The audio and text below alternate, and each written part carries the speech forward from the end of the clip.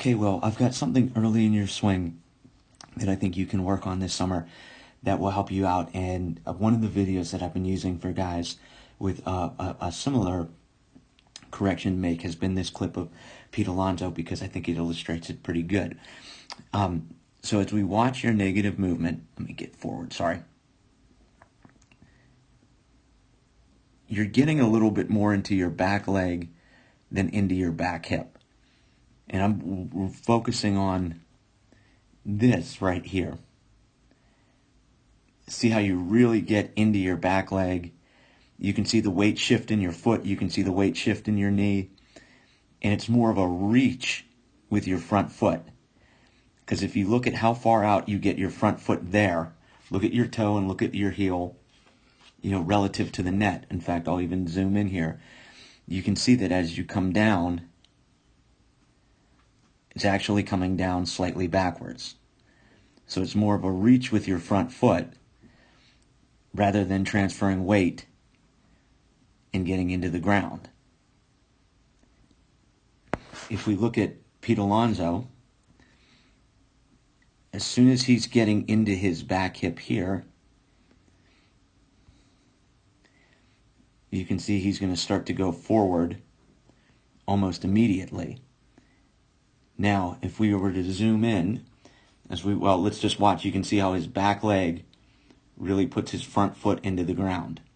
If we were to zoom in on his foot, see how he goes down into the ground? Because he's driving it more with his back leg than just reaching with his front foot.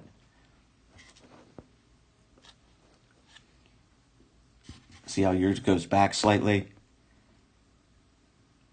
Back slightly.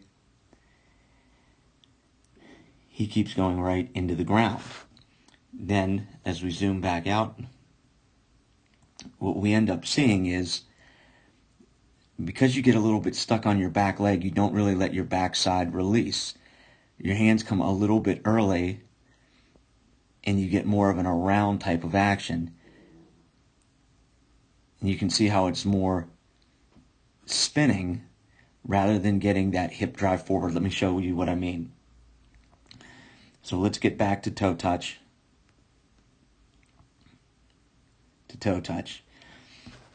Now you can see, watch how this is going to drive forward right before this starts to come in. Toe, heel. Toe, heel. You can see how he's shifting his weight forward here. Toe, heel.